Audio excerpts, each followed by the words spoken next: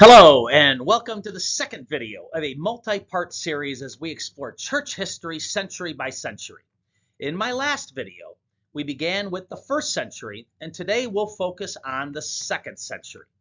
And like the first video, I'll be asking Catholics and Protestants, what church would you have belonged to this time in the second century?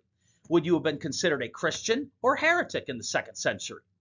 What church would you have gone to in order to settle disputes on faith and morals? And does your church stand the test of time? So let's take a look at the Christian church in the second century. Remember, in the first century, we focused on the Bible as our primary source for what the church believed, based on what was written down in the New Testament.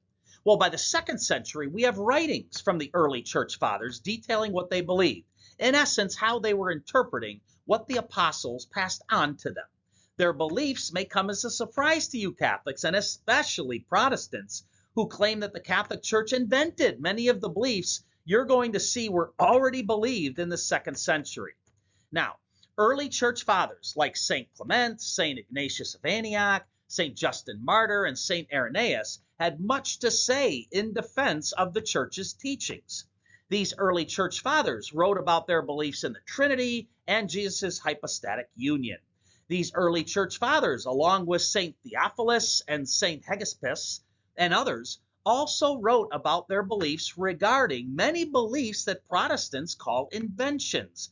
Beliefs like sacred tradition, the one single true unified church, and apostolic succession. Shocking, right?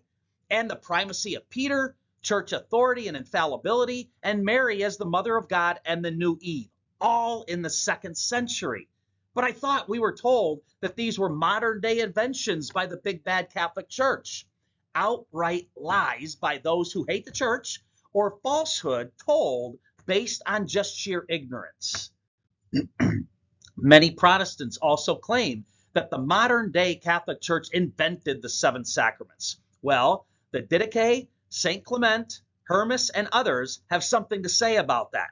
The belief in the Eucharist and the sacrifice of the Mass, beliefs held in the second century. Necessity of baptism as a true sacrament, confession to a priest, second century. Confirmation, holy orders, and marriage as a sacrament, all these believed in the second century. Again, shocking, right? There were no ecumenical councils, but one regional council in Ephesus sticks out in showing the authority of the Pope. This council decided that Easter should be celebrated on the Jewish Passover. However, Pope Victor I repudiated this decision and instead celebrated Easter on Sunday, and he won. In the second century, there were 9 popes, with St. Hyginus having the shortest tenure at 4 years, while St. Pius I enjoyed a 15-year stint as pope. At the end of the second century, we were up to 13 popes succeeding the first Pope, Peter. Many spoke out against known heresies, and many were martyred as a result. No apostolic succession? It's just silly.